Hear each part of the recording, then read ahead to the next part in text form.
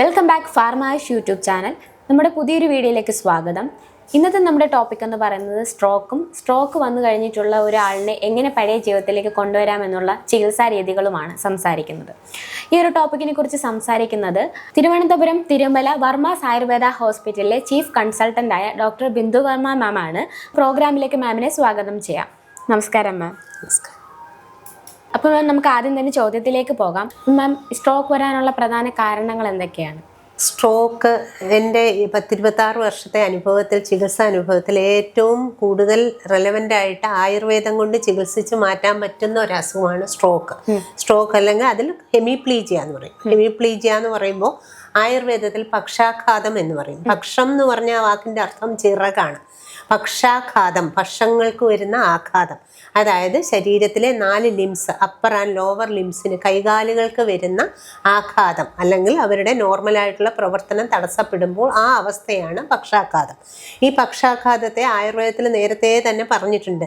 ഗൃഹീത്വാർത്ഥം തനോർവായു ശിരാസ്നായു വിശോഷ്യച പക്ഷമന്യകരം ഹന്തി സന്ധിബന്ധാൻ വിമോക്ഷയൻ കൃഷ്ണോ അർത്ഥകായസ്തസ്യ സ്യാദകർമ്മണ്യോ വിജേതസ പക്ഷാഘാതം തമാഹുർ എന്ന് പറഞ്ഞ് അതിൻ്റെ പണ്ട് ആചാര്യന്മാർ തന്നെ ഇത് ടിപ്പിക്കലായിട്ട് ഇതിൻ്റെ ഓരോ സിംറ്റംസ് നോക്കുമ്പോൾ നമ്മുടെ ഇന്ന് MRIയിലും ഒക്കെ കാണുന്ന പേഷ്യൻസ് പറയുന്ന അതേ സിംറ്റംസ് ആണ്. അതൊക്കെ കാണുമ്പോൾ നമുക്ക് വളരെ അതിശയം തോന്നാം, ഇവരൊക്കെ എങ്ങനെയാണ് ഇത് ഐഡൻറ്റിഫൈ ചെയ്തത്. അത് ആയുർവേദം കൊണ്ട് സുഖമായിട്ട് ചികിത്സിച്ച് മാറ്റാൻ പറ്റുന്ന ഒരു അസുഖമാണ് ഈ സ്ട്രോക്ക് അഥവാ പക്ഷാഘാതം. അപ്പോൾ പക്ഷാഘാതത്തിൽ നമ്മൾ ആദ്യം കാരണങ്ങൾ നോക്കുമ്പോൾ, കാരണങ്ങൾ നമുക്ക് എന്തുകൊണ്ട് വരുന്നു പക്ഷാഘാതം? ഇന്ന് ഏറ്റവും പ്രധാന ഒരു കാരണങ്ങളിൽ ഒന്നാണ് ലൈഫ് സ്റ്റൈൽ ഡിസീസസ്. പല അസുഖങ്ങളും ഉണ്ടാകുന്നതിൻ്റെ ഏറ്റവും പ്രധാന ഒരു കോസാണ് lifestyle diseases. Lifestyle ഡിസീസസിൽ ഹൈപ്പർ ടെൻഷൻ വരാം, ഡയബറ്റിക് വരാം, കൊളസ്ട്രോൾ വരാം, ഹാർട്ട് ഡിസീസസ് വരാം. ഈ അസുഖങ്ങളുടെ ഒരു പ്രത്യാഘാതമായിട്ട് വേണമെങ്കിൽ ഈ പറഞ്ഞ പക്ഷാഘാതം വരാം. അതല്ല എന്നുള്ള ഏറ്റവും പ്രധാനമായിട്ട് ഹൈപ്പർ ടെൻഷനാണ്. പക്ഷാഘാതത്തിൽ ബ്രെയിനിന് ഡാമേജ് വന്നിട്ട് ആണ് ശരീരത്തിൻ്റെ ഒരു ഭാഗത്തിന് തളർച്ച അല്ലെങ്കിൽ സ്റ്റിഫ്നെസ് വരുന്നത്. അങ്ങനെ അട്രോഫി വരാം. അട്രോഫി എന്ന് പറഞ്ഞാൽ അതിലെ മസിൽസൊക്കെ വേസ്റ്റിംഗ് വരുന്നു, അതായത് ശോഷിച്ചു പോകുന്ന ഒരവസ്ഥ. അങ്ങനെ വരുന്നത് 2 രീതിയിലുണ്ടാവും സ്ട്രോക്ക്. ഒന്നുകിൽ ഹെമിപ്ലീജിക് സ്ട്രോക്ക് എന്ന് പറയുന്നു, അല്ലെങ്കിൽ ഇഷീമിക് സ്ട്രോക്ക് എന്ന് പറയുന്നു. ഞാനിത് മോഡേൺ വെർഷനാണ് ഇതിൻ്റെ പറയുന്നത്. ഈ ഇഷീമിക് സ്ട്രോക്കിൽ വരുന്നത് നമ്മുടെ ബ്രെയിൻ സെൽസിന് ഓക്സിജൻ കിട്ടാതെ വരുന്ന, അവിടേക്കുള്ള ബ്ലഡ് സർക്കുലേഷൻ തടസ്സപ്പെടുകയോ വരുന്നത് വഴി, അവിടെ ഓക്സിജൻ കിട്ടാതെ വരുന്ന വഴി ആ സെൽസ് നശിക്കുന്നു. ആ സെൽസ് നശിക്കുമ്പോൾ ആ സെൽസ് കോർഡിനേറ്റ് ചെയ്യുന്ന അല്ലെങ്കിൽ കൺട്രോൾ ചെയ്യുന്ന ശരീരത്തിൻ്റെ ഒരു ഭാഗമുണ്ട്. നമ്മൾ ലെഫ്റ്റ് സൈഡിലാണെങ്കിൽ റൈറ്റ് സൈഡായിരിക്കും അങ്ങനെ വരുന്നു. ആ ഭാഗത്തിന് ഒരു ഇത് വരുന്നു, അവസ്ഥ, ഒരു സ്തബ്ധത വരുന്ന ആ അവസ്ഥയാണ് ഇഷീമിക് സ്ട്രോക്ക് എന്ന് പറയുന്നത്. അല്ല എന്നുണ്ടെങ്കിൽ ഹെമിപ്ലീജിക് സ്ട്രോക്ക് വരും. ഹെമിപ്ലീജിക് സ്ട്രോക്ക് വരുമ്പോൾ അവിടെയുള്ള ബ്ലഡ് വെസൽസ് പൊട്ടുന്നു. ചെറിയ മൈന്യൂട്ട് ക്യാപിലറീസ് ആവാം. അങ്ങനെ എന്തെങ്കിലും കാരണങ്ങൾ, ഏറ്റവും പ്രധാന കാരണമാണ് ഹൈപ്പർ ടെൻഷൻ. അതുകൊണ്ട് പൊട്ടുന്നത് വഴി അവിടെ ബ്ലഡ് സർക്കുലേഷൻ ക്ലോട്ട് ആവാം. അങ്ങനെയൊക്കെ വരുമ്പോൾ ആ ഭാഗത്തിന് ഇതേ അവസ്ഥ വരുന്നതും, ബ്രെയിനിന് ഡാമേജ് വരുന്ന സെൽസിന് ഡാമേജ് വരുമ്പോൾ അതും ഒരു സ്ട്രോക്കിന് കാരണമാവാം. ഇതിൽ ഏതാണെന്ന് നോക്കി അതിനനുസരിച്ചായിരിക്കണം ചികിത്സിക്കുന്നത്. ഇതിൻ്റെ കാരണങ്ങളിൽ നമ്മൾ ഈ പറയുന്ന ലൈഫ് സ്റ്റൈലോ ഹൈപ്പർ ടെൻഷനോ മാത്രമല്ല, നമുക്ക് ഇത് കൂടാതെ തന്നെ ആക്സിഡൻസ് വരാം, ട്രോമ വരാം, ട്യൂമേഴ്സ് വരാം. അങ്ങനെയൊക്കെ കൊണ്ടും ഈ സെയിം കാരണം സംഭവിക്കാം. അതല്ലാതെ ഇന്ന് പുകയില ഉണ്ടാവുക, പുകയില, മദ്യപാനം തുടങ്ങിയ ലഹരി പദാർത്ഥങ്ങളുടെ ഉപയോഗം കൊണ്ട് വേണമെങ്കിലും ഈ സ്ട്രോക്ക് വരാൻ പറ്റും. ആയുർവേദത്തിൽ പക്ഷാഘാതം എന്ന് പറയുന്നത് 80 വാതരോഗങ്ങളുണ്ട്. ഈ 80 വാതകങ്ങളിൽ ഏറ്റവും പ്രധാനമാണ് പക്ഷാഘാതം എന്ന് പറയുന്നത്. ഈ പക്ഷാഘാതത്തിനെ ആയുർവേദം സുഖമായിട്ട് ചികിത്സിച്ച് നമുക്ക് ആദ്യത്തെ ഒരു പ്രൈമറി കണ്ടീഷൻസ് കഴിഞ്ഞു കഴിഞ്ഞാൽ നമുക്ക് തീർച്ചയായിട്ടും ചികിത്സിച്ച് മാറ്റാൻ പറ്റുന്നതാണ്. മാം, അതുപോലെ ഈ സ്ട്രോക്ക് വരാനുള്ള കാരണങ്ങൾ നമ്മൾ പറഞ്ഞു കഴിഞ്ഞു. അപ്പോൾ എന്തൊക്കെയായിരിക്കാം ഈ ഒരു സ്ട്രോക്കിൻ്റെ ഒരു ലക്ഷണങ്ങൾ പ്രകടമാകുന്നത് ശരീരത്തിൽ? നമ്മൾ ഈ സ്ട്രോക്കിൽ ഒരു സൈഡിന് തളർച്ച വരും. പെട്ടെന്ന് ഒരാൾക്ക്, ഒരു സ്വസ്ഥനായിട്ടിരിക്കുന്ന ആളായിക്കോട്ടെ, ഹൈപ്പർ ടെൻഷൻ വേണമെന്നുമില്ല, അദ്ദേഹത്തിന് അല്ലെങ്കിൽ അവർക്ക് ഒരു തലവേദന പെട്ടെന്ന് സിവിയറായിട്ട് വരുന്നു. തലയ്ക്ക് ആകെ ഒരു ഭാരം പോലെ തോന്നുന്ന ഒരവസ്ഥ വരാം. എന്നിട്ട് പിന്നെ വരാൻ സാധ്യതയുള്ളത് ഒരു സൈഡിന് തളർച്ച വരുന്നു അല്ലെങ്കിൽ സ്റ്റിഫ്നെസ് തോന്നുന്നു. പിന്നെ അതിൽ നമ്മൾ ആദ്യം വരാവുന്ന ഒരു അവസ്ഥയാണ് ഒരു ഷോൾഡറിന് ഡ്രൂപ്പിംഗ് വരാം. ആ ഷോൾഡർ ഡ്രൂപ്പിംഗ് വരാം, മുഖം ഒരു സൈഡിലേക്ക് വേണമെങ്കിൽ ഫേഷ്യൽ പാൾസി എന്ന് പറയും. എല്ലാവർക്കും ഫേഷ്യൽ പാൾസി വരണം എന്നില്ല, എന്നാലും മുഖം ഒരു സൈഡിലേക്ക് കൂടിപ്പോകാം, സംസാരിക്കാൻ ബുദ്ധിമുട്ടുണ്ടാവുക. അതേപോലെ അതിൻ്റെ ഒപ്പം ഈ തല വല്ലാതെ വേദന കൂടുന്ന ഒരു അവസ്ഥയാവുമ്പോൾ എത്രയും നമ്മൾ പറയും എത്രയും പെട്ടെന്ന് ഹോസ്പിറ്റലിൽ കൊണ്ടുപോകണം. അങ്ങനെ കൊണ്ടുപോയി ഇതാണെങ്കിൽ അപ്പോൾ അവിടെയുള്ള എന്തെങ്കിലും ഇൻവെസ്റ്റിഗേഷൻസിൽ നോക്കിക്കഴിയുമ്പോൾ CT ഒക്കെ നോക്കിക്കഴിയുമ്പോൾ അങ്ങനെ എന്തെങ്കിലും ഉണ്ടെങ്കിൽ അവർ എമർജൻസി ആയിട്ട് ഇഞ്ചക്ഷൻ ചെയ്യും. ആ ഇഞ്ചക്ഷൻ ചെയ്യുന്നത് വഴി ഇതിൻ്റെ സിംറ്റംസ് കുറയ്ക്കാൻ പറ്റും. അതിന് 4 hours ഏറ്റവും പെട്ടെന്ന് ന്യൂറോളജി ഡിപ്പാർട്ട്മെൻ്റ് ഉള്ള ഒരു ഹോസ്പിറ്റൽസിൽ തന്നെ പോകുന്നതാണ് നല്ലത്. ആയുർവേദത്തിൽ ഇതിൽ ഞാൻ പറഞ്ഞ ഈ ഒരു പക്ഷാഘാതം എന്ന് പറയുന്ന അവസ്ഥയിൽ നമ്മൾ പറയും ത്രിദോഷങ്ങളും സപ്തധാതുക്കളും ഉണ്ട് ആയുർവേദത്തിൽ. ഈ ത്രിദോഷങ്ങളിൽ വാതകഫജമായിട്ടുള്ള ഒരു രോഗമാണ് പക്ഷാഘാതം. അതുപോലെ തന്നെ സപ്തധാതുക്കളുണ്ട്, രസം, രക്തം, മാംസം, മേധസ്, അസ്ഥി, മജ്ജ, ശുക്ലം. ഇതിൽ ഈ അസ്ഥിയും ശുക്ലവും ഒഴികെ എല്ലാ ധാതുക്കൾക്കും ഇൻവോൾവ്മെന്റ് വരുന്നതാണ്. അതായത് നമ്മൾ ഒരു അസുഖം വരുമ്പോൾ ആമാവസ്ഥ എന്ന് പറയും. ആമാവസ്ഥ എന്ന് പറയുമ്പോൾ നമ്മുടെ ശരീരത്തിൽ ദഹനം നടക്കണമെങ്കിൽ അഗ്നി വേണം. അഗ്നി ഡൈജസ്റ്റീവ് പവർ. ആ പവർ ശരിയല്ലാത്ത രീതിയിൽ നടക്കുമ്പോൾ ഒരു ധാതുവിൽ നിന്നാണ് അടുത്ത ധാതു ഉണ്ടാകുന്നത്. രസത്തിൽ നിന്ന് രക്തം ഉണ്ടാവും, അങ്ങനെയാണ്. അപ്പോൾ അവിടെ ഇടയ്ക്കൊരു സ്രോതോരോധം വരും, ഇടയ്ക്കുള്ള ചാലൻസിൽ ബ്ലോക്ക് വരും. ആ ബ്ലോക്ക് വരുമ്പോൾ അടുത്ത ധാതു ഉണ്ടാവുന്നില്ല, പരിണമിക്കുന്നില്ല. അങ്ങനെ വരുമ്പോൾ ഒരു ധാതുക്ഷയം സംഭവിക്കും. ഇതാണ് നമ്മുടെ ബ്രെയിനിലും ഈ പറഞ്ഞ സ്ട്രോക്കിൽ സംഭവിക്കുന്നത്. നമ്മുടെ രസരക്തജമായിട്ടുള്ള ആമാവസ്ഥ മൂലം ഒരു ബ്ലോക്ക് വരും. അതൊക്കെ ഈ ഗുരു പിച്ചിലം എന്നൊക്കെ പറയും, വഴുവഴുപ്പ് എന്നുള്ള ഒരു അർത്ഥം വരുന്ന ആ ഒരു അവസ്ഥ വരുമ്പോൾ ബ്ലോക്ക് ഉണ്ടാവാം. ആ ബ്ലോക്ക് വരുന്നത് വഴി അവിടെ ചെന്ന് ധാതുക്ഷയം ഉണ്ടാവും. അതാണ് ഈ മോഡേൺ കൺസെപ്റ്റിൽ സംഭവിക്കുന്നത്. ബ്രെയിനിൽ സെൽസിന് ഡാമേജ് വരുന്നത് വഴി വരുന്നതാണ് ഈ ലക്ഷണങ്ങൾ. അതാണ് ഞാൻ നേരത്തെ പറഞ്ഞ ശ്ലോകത്തിൽ ചലനത്തിന് ബുദ്ധിമുട്ടുണ്ടാവുന്നു, സ്തബ്ധത ഉണ്ടാവുന്നു, പക്ഷങ്ങൾക്ക് ഇതുണ്ടാവുന്നു, ഒരു ചേഷണ ഇല്ലാത്ത അവസ്ഥ വരുന്നു. അതാണ് പക്ഷാഘാതത്തിൽ സംഭവിക്കുന്നത്. ഇത് തന്നെ നമുക്ക് ചികിത്സിച്ച് സുഖമായി മാറ്റാം. ആദ്യത്തെ എമർജൻസി കണ്ടീഷൻ വരുമ്പോഴാണ് നമ്മളുടെ അടുത്തൊരു പേഷ്യൻ്റ് വരുമ്പോൾ അതിൻ്റെ രീതിയിൽ ചികിത്സാ പ്രോട്ടോക്കോൾ അനുസരിച്ച് നമുക്ക് ചെയ്ത് മാറ്റാൻ പറ്റുന്നതാണ്. മാം, അതുപോലെ ഈ ബ്രെയിനിന് സംഭവിക്കുന്ന അപകടങ്ങളിൽ നിന്ന്, അതായത് ബ്രെയിനിൽ ഉണ്ടാകുന്ന നമ്മുടെ നരമ്പിൻ്റെയൊക്കെ, അതായത് വെയിൻസിൻ്റെ എന്തെങ്കിലും ചതവോ കാര്യങ്ങളിലോ ഒക്കെ നമുക്ക് പിന്നീടുള്ള ഘട്ടത്തിൽ സ്ട്രോക്ക് വരാനുള്ള സാധ്യതയുണ്ടോ? അങ്ങനെ വേണമെങ്കിലും വരാം. കാരണം പെട്ടെന്നുള്ള ആക്സിഡൻസ്, ട്രോമ വരുമ്പോഴും വേണമെങ്കിൽ ഈ ബ്ലഡ് വെസൽസ് പൊട്ടാം. അല്ലെങ്കിൽ അവിടെ എന്തെങ്കിലും ചതവ് വന്നിട്ട് അവിടെ ശരിക്കുള്ള സർക്കുലേഷൻ ഇല്ലാതെ വേണമെങ്കിലും വന്നിട്ട് ഇതേ അവസ്ഥ തന്നെ വരാവുന്നതാണ്. നമ്മൾ ആക്സിഡൻസിൽ അത് കൂടുതലായിട്ട് വേണമെങ്കിൽ ഫുൾ ബോഡി വേണമെങ്കിൽ വരാം, അല്ലെങ്കിൽ ഒരു ശരീരത്തിൻ്റെ ഒരു പകുതി ഭാഗത്ത് വേണമെങ്കിൽ ആ സെൽസിൻ്റെ കണ്ടീഷൻ അനുസരിച്ചും ഏത് ഭാഗമാണെന്ന് നോക്കിയിട്ടായിരിക്കും വേണമെങ്കിൽ ഫേഷ്യൽ പാൾസി മാത്രം വരാം. നേരത്തെ ഞാൻ പറഞ്ഞ അർദ്ധിതം എന്നാണ് ആയുർവേദത്തിൽ പറയുന്നത്. അതായത് മുഖം ഒരു സൈഡിലേക്ക് കൂടി സംസാരിക്കാൻ പ്രയാസം ഉണ്ടാവുക, കഴിക്കുമ്പോൾ ചവയ്ക്കുമ്പോൾ പ്രയാസം ഉണ്ടാവുക, കണ്ണ് അടഞ്ഞു തന്നെ ഇരിക്കുക, അങ്ങനെയൊക്കെ വരുന്ന ലക്ഷണങ്ങൾ വരുമ്പോൾ അതിനെയാണ് അർദ്ധിതം അല്ലെങ്കിൽ ഫേഷ്യൽ പാൾസി എന്ന് പറയുന്നത്. ആ അവസ്ഥയും ഈ ബ്രെയിനിൻ്റെ ഡാമേജ് കൊണ്ടാണ്. നെർവ്സിന് വരും. നമ്മൾ ഈ ബ്രെയിൻ ാണല്ലോ നെർവ്സ് എല്ലാം കണക്റ്റഡ് ആയിട്ട് അവിടെ വർക്ക് ചെയ്യുന്നു. അപ്പോൾ അവിടെ ഡാമേജ് വരുമ്പോൾ ആ നെർവൊക്കെ കറക്റ്റ് ഫങ്ഷൻ ചെയ്യാതിരിക്കുന്നത് കൊണ്ടാണ് ഇങ്ങനെ ഒരു ഭാഗത്തിന് സ്തബ്ധതയോ സ്റ്റിഫ്നെസ്സോ ഒക്കെ വരുന്നത്.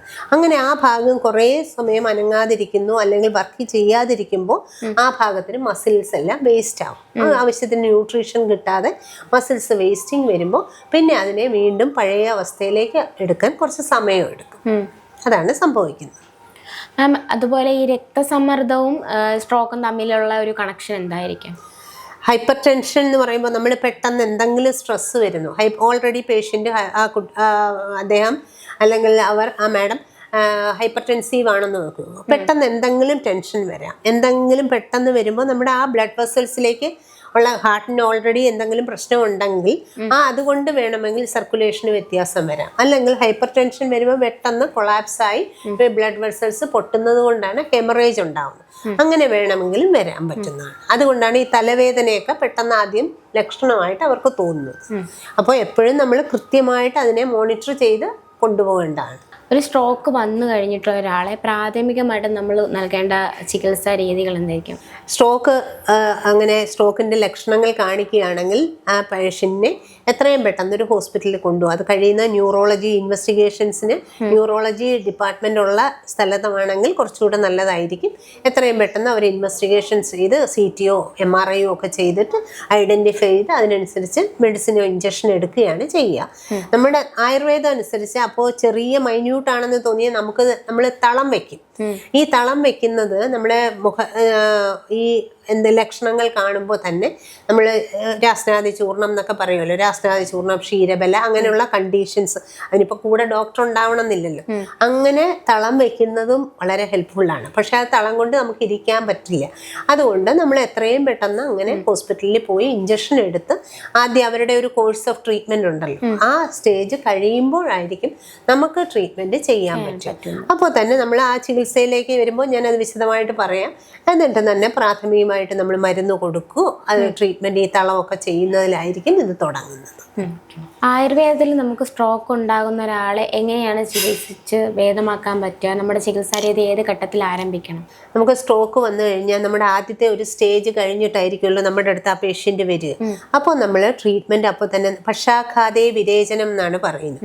നമ്മൾ നേരത്തെ ഞാൻ പറഞ്ഞു, വിരേചനം എന്ന് പറഞ്ഞു കഴിഞ്ഞാൽ അതിന്റെ നമുക്ക് ഈ ലൂസ് മോഷനുള്ള മെഡിസിൻസ് കഴിക്കുക, വയറിളക്കുക എന്നാണ്. അത് ചെയ്തിട്ടായിരിക്കണം കഴിയുന്നതും ട്രീറ്റ്മെന്റ് ചെയ്യാൻ തുടങ്ങുക. അതൊരു ശോധന ചികിത്സയാണ്. നമുക്ക് രണ്ട് രീതിയിൽ ചികിത്സ, ശോധനം, ശമനം എന്നുണ്ട്. ഈ ശോധന ചികിത്സയിലാണ് ഇങ്ങനെയുള്ള ട്രീറ്റ്മെന്റുകൾ വരിക. ശമന ചികിത്സ എന്ന് പറഞ്ഞാൽ നമ്മൾ അകത്തേക്ക് മരുന്ന് കൊടുക്കണം. അതിനും ഏറ്റവും ഇമ്പോർട്ടൻസ് ആണ്. നമ്മൾ മരുന്ന് കൊടുക്കുന്നതിൽ മഹാരാസ്നാദി, അഷ്ടവർഗം അങ്ങനെയുള്ള മരുന്നുകളൊക്കെയാണ് കൊടുക്കുക. സഹചരാദി പോലുള്ള കഷായം, ധാന്വന്തരം ആവർത്തിയൊക്കെ ഇതിൽ ഏറ്റവും ഇമ്പോർട്ടൻ്റ് ആണ്. ക്ഷീരബല ആവർത്തി അങ്ങനെയുള്ള മരുന്നുകൾ അകത്തേക്ക് കൊടുക്കണം. അതിൻ്റെ ഒപ്പം തന്നെ നമ്മൾ ഈ ശമന ചികിത്സ നിർവഹണമുണ്ട്. അതായത് നമ്മൾ ആമാവസ്ഥ, നേരത്തെ ഞാൻ പറഞ്ഞ ഒരു ഇൻഫ്ലമേഷൻ എന്ന് പറയാൻ പറ്റില്ലെങ്കിലും ആ അവസ്ഥയെ നമുക്ക് മാറ്റിയെടുക്കണം. അതിന് ഡൈജസ്റ്റീവ് പവർ, അഗ്നിയെ ദീപിക്കുന്നതിനായിട്ടുള്ള വൈശ്വാനര ചൂർണം, ഹിങ്കുവജാതി ചൂർണം അങ്ങനെയൊക്കെ മരുന്നുകൾ കൊടുക്കണം ഒപ്പം തന്നെ. എന്നിട്ട് ആദ്യം നമ്മൾ ട്രീറ്റ്മെന്റ് തുടങ്ങും. ഉടനെ അങ്ങ് എണ്ണ ഇടുകയോ ഒന്നുമല്ല, കിഴി ചെയ്യുകയോ ഒന്നും അല്ല ചെയ്യുക. ആദ്യം നമ്മൾ ഉദ്വർത്തനം പോലുള്ള ട്രീറ്റ്മെന്റുകളുണ്ട്, ധാന്യാമ്ലധാര പോലുള്ള ട്രീറ്റ്മെന്റുകൾ ചെയ്ത് ആദ്യത്തെ ഈ സ്രോതോരോധം ഒന്ന് മാറ്റിയ ശേഷം പിന്നെ നമ്മൾ വാത ചികിത്സ ചെയ്യും. അതിനാണ് നമ്മൾ എണ്ണയിട്ട് അഭ്യംഗം ചെയ്യുക, അല്ലെങ്കിൽ നസ്യം ചെയ്യുക. നസ്യമാണ് നമ്മുടെ ഈ ബ്രെയിനിനെ ഏറ്റവും നറിഷ് ചെയ്യാൻ ഹെൽപ്പ് ചെയ്യുന്ന ഒരു പഞ്ചകർമ്മ ട്രീറ്റ്മെന്റ് ആണ് നസ്യം. മൂക്കിൽ മരുന്നൊഴിക്കുക. അതിന് കുറേ പ്രൊസീജിയറിന് ഫോർമാലിറ്റീസ് ഉണ്ട്. അതിനനുസരിച്ച് നസ്യം ചെയ്യുക. ഇലക്കിഴി അല്ലെങ്കിൽ നാരങ്ങാക്കിഴി അങ്ങനെയുള്ള ട്രീറ്റ്മെന്റുകളൊക്കെ ചെയ്ത് ക്ഷീരധൂമം എന്ന് പറയും. നമ്മൾ പാൽപ്പുക ഏൽപ്പിക്കുക. നമ്മൾ ക്ഷീരം, കുറുന്തോട്ടി, ദശമൂലം ഒക്കെ ഇട്ട് പാലുണ്ടാക്കി അത് വെച്ച് സ്റ്റീം ചെയ്യുക. അതൊക്കെ ചെയ്യുന്നത് വഴി ഈ ഫേഷ്യൽ പ്രോബ്ലം ഉണ്ടെങ്കിൽ പോലും അതിനൊക്കെ ഒരുപാട് ഹെൽപ്പിംഗ് ആവും. ആ നെർവിനെയൊക്കെ സ്റ്റിമുലേഷൻ കിട്ടും. അതൊക്കെ ചെയ്ത് നമ്മൾ പിന്നെയാണ് ഈ നസ്യം ചെയ്തു. അതും കഴിഞ്ഞിട്ട് ശിരോധാര ചെയ്യും, തൈലധാര. അങ്ങനെയൊക്കെ ചെയ്യുമ്പോൾ നമ്മുടെ ഈ ഡാമേജ് ആയിട്ടുള്ള സെൽസൊക്കെ ഒരു പരിധി വരെ. അതിൻ്റെ ഒപ്പം ഏറ്റവും പ്രധാനമാണ് ഫിസിയോതെറാപ്പി, എക്സസൈസ് കൂടി. നമ്മൾ ഈ ട്രീറ്റ്മെൻറ്റുകൾ ചെയ്യുന്നതിൻ്റെ ഒപ്പം നമ്മൾ അതുകൂടി ചെയ്ത് ദിവസം നടത്തുന്ന രീതിയിൽ ആദ്യം അല്ലാതെ നടത്തുക, വോക്കർ വെച്ച് നടത്തുക, പിടിച്ച് അങ്ങനെ ഓരോരോ സ്റ്റെപ്പ് ബൈ സ്റ്റെപ്പായിട്ട് നമുക്ക് തീർച്ചയായിട്ടും അവരെ ഒരുവിധം 80% നമുക്ക് അക്യൂട്ട് സ്റ്റേജ് ആണെങ്കിൽ, ഉടനെ ആയതാണെങ്കിൽ മാറ്റാൻ പറ്റും.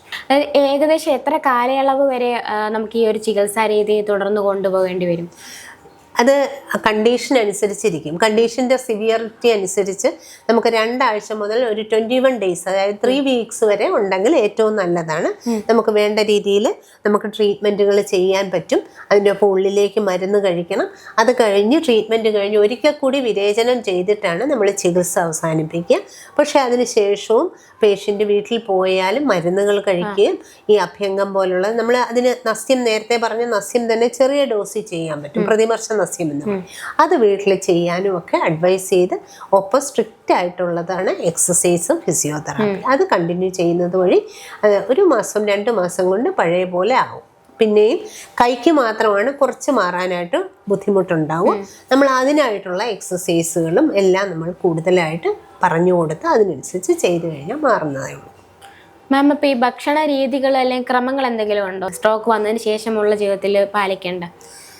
നമ്മളത് കാരണങ്ങൾ അനുസരിച്ചിരിക്കും. എന്തുകൊണ്ടാണ് സ്ട്രോക്ക് വന്നതെന്ന് നോക്കും. ഹൈപ്പർ ടെൻഷൻ കൊണ്ട് വന്നതാണെങ്കിൽ ഒന്നാമത് അവർക്ക് റിലാക്സേഷൻ കൊടുക്കണം. വളരെ റിലാക്സ്ഡ് ആയിരിക്കണം. അല്ലാതെ ആവശ്യമില്ലാതെ ടെൻഷനുകളൊന്നും പാടില്ല. ബ്രെയിനിനെ ചികിത്സിക്കുക എന്ന് പറയുന്നത് അത്ര ഈസി ആയിട്ടുള്ള കാര്യം. ബ്രെയിൻ സെൽസ് ഒരിക്കൽ ഡാമേജ് ആയാൽ വീണ്ടും തിരിച്ചാവാനായിട്ട് കുറച്ച് ബുദ്ധിമുട്ടുള്ളതാണ്. ആ ടാസ്ക് ഏറ്റെടുക്കുമ്പോൾ അവർക്ക് കംപ്ലീറ്റ് റിലാക്സേഷൻ കൊടുക്കുക. അതിൻ്റെ ഒപ്പം തന്നെ നമ്മൾ ഈ പറയുന്ന ഹൈപ്പർ ടെൻഷന് കാരണമായിട്ടുള്ള കാരണങ്ങൾ, നമ്മൾ അധികമായിട്ട് ഉപ്പ്, എണ്ണമയം അങ്ങനെയൊക്കെ ഒഴിവാക്കാൻ പറയുമല്ലോ, അങ്ങനെയുള്ള ആഹാരം സ്ട്രിക്റ്റായിട്ട് ഒഴിവാക്കുക. അതൊക്കെ ചെയ്യുക. പിന്നെ ഈ പറയുന്ന പോലെ മദ്യം, ആൽക്കഹോൾ അല്ലെങ്കിൽ സിഗരറ്റ് സ്മോക്കിംഗ് കൊണ്ടാണെങ്കിൽ അതൊക്കെ ഒന്ന് തീർച്ചയായിട്ടും ആ സമയത്ത് കംപ്ലീറ്റ് ആയിട്ട് നിർത്തേണ്ടതാണ്. അതേപോലെ നമ്മൾ ഏത് കൊണ്ടാണ് വരുന്നത്, കൊളസ്ട്രോൾ കൂടിയിട്ടുണ്ടെങ്കിൽ അതുപോലെ കൊഴുപ്പ് ഉള്ളതൊക്കെ ഒഴിവാക്കുക. അപ്പോൾ അതിൻ്റെ മെഡിസിൻസോ ഒക്കെ കൂടെ അതിൻ്റെ ഒപ്പം കണ്ടിന്യൂ ചെയ്തിട്ടാണ് നമ്മളിതിനെ ചികിത്സിക്കേണ്ടത്. ഒരു വട്ടം സ്ട്രോക്ക് വന്ന ഒരു വ്യക്തിക്ക് വീണ്ടും സ്ട്രോക്ക് വരാനായിട്ടുള്ള സാധ്യതയുണ്ട്? തീർച്ചയായിട്ടും വരാം. ഒരു പ്രാവശ്യം സ്ട്രോക്ക് വന്നാൽ ഒന്നുകിൽ ഹൈപ്പർ ടെൻഷൻ കൊണ്ടോ ആയിക്കോട്ടെ, അതല്ലെങ്കിൽ പോലും ഒരു പ്രാവശ്യം സ്ട്രോക്ക് വന്നാൽ വീണ്ടും വരാൻ സാധ്യതയുണ്ട്. അതുകൊണ്ടാണ് നമ്മൾ ആയുർവേദത്തിൽ സ്ട്രിക്റ്റ് ആയിട്ട് അതിന് ഇൻസ്ട്രക്ട് ചെയ്യുന്നത്. അത് വീണ്ടും വീണ്ടും വർഷത്തിലൊരിക്കൽ ട്രീറ്റ്മെൻറ്റ് ചെയ്യുക. നമ്മൾ ശിരോവസ്തി അല്ലെങ്കിൽ ശിരോധാര എന്ന് പറയുന്ന ട്രീറ്റ്മെൻറ്റുകളൊക്കെ ഈ വീണ്ടും വരാതിരിക്കാൻ വേണ്ടിയിട്ടാണ് നമ്മൾ ചെയ്യുന്നത്. നമ്മൾ ശിരോവസ്തി എന്ന് പറയുന്ന ട്രീറ്റ്മെൻറ്റിൽ എണ്ണ കെട്ടി നിർത്തുകയാണ്. ആ എണ്ണ കെട്ടി നിർത്തുമ്പോൾ ആ സെൽസിനെയൊക്കെ കൂടുതലും നറിഷ് ചെയ്യുന്നത് വഴി വീണ്ടും വരാനുള്ള ചാൻസ് കുറയ്ക്കാൻ നമുക്ക് സാധിക്കും. അതിൻ്റെ ഒപ്പം നമ്മുടെ ലൈഫ് സ്റ്റൈലൊക്കെ ഒന്ന് കറക്റ്റ് ചെയ്ത് തീർച്ചയായിട്ടും ചെയ്താൽ മാത്രമേ വീണ്ടും വരാതിരിക്കുക. അതുപോലെ ടെൻഷൻസ്, ചിലപ്പോൾ ചിലരുടെ ഒക്കുപേഷണൽ ടെൻഷൻസ് ഉണ്ടാവും. ആ സ്ട്രെസ്സൊക്കെ കുറച്ച് തന്നെ മുന്നോട്ട് പോകാൻ ശ്രദ്ധിക്കണം. ഒപ്പം എക്സസൈസുകളും കണ്ടിന്യൂ ചെയ്യണം. അതുപോലെ ഉറക്കത്തിന്റെ ഉറക്കം ഒരു പ്രധാന ഘടകമല്ലേ? നമ്മൾ ഉറക്കം വരാതിരിക്കുമ്പോൾ തന്നെ നമുക്ക് ആകെ ഡിസ്റ്റർബ്ഡ് ആവൂലേ? അപ്പോൾ തന്നെ വേണമെങ്കിൽ BP കൂടാം, അല്ലെങ്കിൽ ആ ബ്രെയിനൊരു ഇത് വരും, വല്ലാത്തൊരു ടയർ വരുമ്പോൾ അതിനനുസരിച്ച് വേണമെങ്കിൽ സെൽസിന് ഈ പ്രശ്നങ്ങൾ വരാം, ഹെവിനെസ് വരാം. അപ്പോൾ ശരിയായി ഉറങ്ങുക, ശരിയായ സമയത്ത് ആഹാരം കഴിക്കുക എന്നുള്ള കാര്യങ്ങളൊക്കെ ഇതിന് ഏറ്റവും ശ്രദ്ധിക്കേണ്ട കാര്യങ്ങളാണ്. സ്ട്രോക്ക് വരാനുള്ള സാധ്യത നമുക്ക് എങ്ങനെയൊക്കെയാണ് കുറയ്ക്കാൻ പറ്റുന്നത്? ആയുർവേദം എന്ന് പറയുന്ന ആയുസ്സിനെ പരിപാലിക്കുന്ന ഒരു ശാസ്ത്രമാണ്.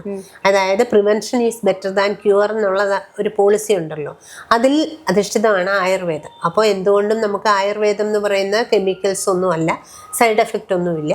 അങ്ങനെയൊക്കെ നമ്മൾ ഒരു വണ്ടിയൊക്കെ കൃത്യമായി സർവീസ് ചെയ്യുന്ന പോലെ പണ്ടൊക്കെ ആളുകൾ ദിവസവും എണ്ണ തേച്ച് കുളിക്കുമായിരുന്നു. അല്ലെങ്കിൽ കുട്ടികളെ ആയാലും ഹോളിഡേയ്സിൽ സ്കൂളുകളില്ലാത്ത ദിവസം നോക്കി എണ്ണ തേപ്പിക്കുമായിരുന്നു. അങ്ങനെയൊക്കെ ഉള്ളൊരു ചിട്ട പണ്ടത്തെ ലൈഫ് സ്റ്റൈലിൽ ഉണ്ടായിരുന്നു. ഇപ്പോൾ അത് ലൈഫ് സ്റ്റൈലെല്ലാം മാറിയതുകൊണ്ട് ആർക്കും സമയമില്ല എന്നുള്ളൊരു ബിസി ഷെഡ്യൂളായല്ലോ. ആ ബിസി ഷെഡ്യൂളിൽ അല്ലെങ്കിൽ കുറച്ച് ട്രീറ്റ്മെൻറ്റുകൾ, ഈ പറഞ്ഞ ആയുർവേദ ട്രീറ്റ്മെൻറ്റുകളൊക്കെ വർഷത്തിലൊരിക്കൽ, അതിനാണ് ഈ കർക്കിടക ചികിത്സ എന്നൊക്കെ പണ്ട് ഇപ്പോൾ പബ്ലിസിറ്റിയും പണ്ടേ ഉണ്ടായി. അതേപോലെ തന്നെ കർക്കിടകം വേണമെന്ന് നിർബന്ധമൊന്നുമില്ല. ഇടയ്ക്കിടയ്ക്ക് ഒന്ന് എണ്ണ തേക്കുക, അവരവർക്ക് വീട്ടിൽ ചെയ്യാൻ പറ്റുകയാണെങ്കിൽ അങ്ങനെ അഭ്യംഗമൊക്കെ ചെയ്യുക. അല്ലെങ്കിൽ പുറത്ത് പോയി ഹോസ്പിറ്റലിൽ പോയി ഡോക്ടറുടെ നിർദ്ദേശപ്രകാരം അവരവർക്ക് പറ്റുന്ന എണ്ണയൊക്കെ സെലക്ട് ചെയ്ത് അതിനനുസരിച്ച് ചെയ്യുന്നതായിരിക്കും ഏറ്റവും നല്ലത്. അങ്ങനെയൊക്കെ ചെയ്യുന്നത് വഴി ഈ സ്ട്രോക്ക് പോലുള്ള കംപ്ലയിൻസിനെ നമുക്ക് തീർച്ചയായിട്ടും മാറ്റാൻ പറ്റും. പിന്നെ നമ്മുടെ ലൈഫ് സ്റ്റൈൽ ഒന്ന് കറക്കുക. ദിനചര്യ, മൃദുചര്യ എന്നൊക്കെ പറഞ്ഞ് ആചാര്യന്മാർ പറഞ്ഞേക്കുന്നതിൽ ആ ദിനചര്യ കൃത്യമായി രാവിലെ നേരത്തെ എഴുന്നേൽക്കുക, ബ്രാഹ്മ മുഹൂർത്തെ ഉത്തിഷ്ഠേ എന്നൊക്കെ പറയും. എല്ലാവരും എഴുന്നേൽക്കുന്നത് ഒരു സമയത്ത്, രാത്രി കിടന്നുറങ്ങുന്നത് ഒരു സമയത്ത്. അങ്ങനെയുള്ളതിനെയൊക്കെ ഒന്ന് കറക്റ്റ് ആക്കിയാൽ തന്നെ നമ്മുടെ ലൈഫ് സ്റ്റൈൽ കറക്റ്റ് ചെയ്യാൻ പറ്റും.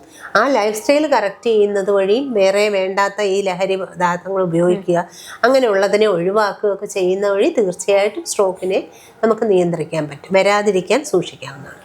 ഈ യുവാക്കളിൽ ഇപ്പോൾ സ്ട്രോക്ക് ഒരുപാടായിട്ട് റിപ്പോർട്ട് ചെയ്യപ്പെടുന്നുണ്ട്. അപ്പം അതിനുള്ള റീസണൊക്കെ പൊതുവിൽ എന്തൊക്കെയായിരിക്കും? പ്രായഭേദമന്യേ വരാവുന്ന ഒരു രോഗമാണ് സ്ട്രോക്ക്. പണ്ടൊക്കെ വയസ്സായവർ, 60 വയസ്സ് കഴിഞ്ഞോ ഹൈപ്പർ ടെൻഷൻകാർക്കാണ് സ്ട്രോക്ക് വരുന്നതെന്നൊരു തോന്നലുണ്ടായിരുന്നു. ഇപ്പം അങ്ങനെയല്ല, കുട്ടികൾക്ക് വരെ വരുന്നുണ്ട്. അതിൻ്റെ പ്രധാന കാരണം എന്താ? ഈ സ്ട്രെസ് എന്ന് പറയുന്ന അവർക്ക് അഫോർഡ് ചെയ്യാൻ പറ്റുന്നതിൽ കൂടുതൽ ഒന്നുകിൽ ബർഡനായിട്ട് ഹെവി ഡ്യൂട്ടി ഉണ്ടാവും, പഠിത്തത്തിലായിക്കോട്ടെ വർക്കിലായിക്കോട്ടെ. അങ്ങനെ അഫോർഡ് ചെയ്യാൻ പറ്റുന്നതിൽ കൂടുതൽ വരുമ്പോൾ എന്താ, ഹെവി ഇതാണ് ഷെഡ്യൂൾ വരും. ആ ഷെഡ്യൂൾ വഴി തന്നെ സ്ട്രെസ്സ് വരാം, സ്ട്രെയിൻ വരാം. അങ്ങനെ വേണമെങ്കിൽ ഈ ക്യാപ്പിലറീസിനും ഒക്കെ ഡാമേജ് വരാവുന്നതാണ്. ബ്രെയിനിന് ഇഞ്ചുറിയോ അല്ലെങ്കിൽ അതിനനുസരിച്ച് വരുമ്പോൾ ആണ് നമ്മൾ ഈ സ്ട്രോക്ക് വരുന്നത്. അപ്പോൾ അത് വരാതിരിക്കാൻ നമ്മൾ സൂക്ഷിക്കുക എന്നുള്ളതേ ഉള്ളൂ. വർക്കിംഗ് ടൈം ഇന്ന സമയം ഫിക്സ് ചെയ്ത് കഴിഞ്ഞാൽ അതിനുശേഷം റിലാക്സ് ചെയ്യുക. ഹോളിഡേയ്സ് നമ്മുടെ രാജ്യത്തിലൊക്കെ ഉള്ളൂ 7 ദിവസവും പണിയെടുക്കുന്നത്. പുറത്തുള്ള രാജ്യങ്ങളിലൊക്കെ 5 ദിവസം വർക്കും 2 ദിവസം ഹോളിഡേ ആണ്. നമ്മൾ അതൊക്കെ അങ്ങനെ ആക്കാൻ പറ്റുമോ എന്ന് നമ്മുടെ അതറിയില്ല. എന്നാലും സ്ട്രെസ്സ് കുറയ്ക്കുക, അവരവരുടെ കാര്യങ്ങളിൽ റിലീഫ് ആയിട്ട് റിലാക്സേഷൻ കണ്ടുപിടിക്കുക. മെഡിറ്റേഷൻ പോലുള്ള യോഗയുണ്ട്, മെഡിറ്റേഷനുണ്ട്, അതൊക്കെ ചെയ്യുക. ഈ പറയുന്ന ആയുർവേദ മരുന്നുകളൊക്കെ കൃത്യമായിട്ട് ചെയ്യുക.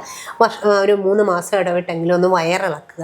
അങ്ങനെയൊക്കെ ചെയ്യുമ്പോൾ നമ്മുടെ ബോഡിയിൽ ഫ്രീ ആയിരിക്കും, ടോക്സിൻസ് ഒന്നും ഇല്ലാതെ നമുക്കതിനെ മാനേജ് ചെയ്യാൻ പറ്റും. അതുവഴി നമുക്ക് ഇതിനെയൊക്കെ ഒഴിവാക്കാൻ പറ്റും എല്ലാ പ്രായക്കാർക്കും. അപ്പോൾ ഒരുപാട് കാര്യങ്ങൾ സ്ട്രോക്കിനെ കുറിച്ചിട്ടുള്ള കാര്യങ്ങൾ ഡോക്ടർ നമ്മളോട് പറയുകയുണ്ടായി. എല്ലാവരും ഈ വീഡിയോ കാണാനായിട്ട് ശ്രമിക്കുക. നമ്മുടെ പ്രോഗ്രാം വൈൻഡപ്പ് ചെയ്യാനുള്ള സമയമായിരിക്കുകയാണ്. Thank you doctor.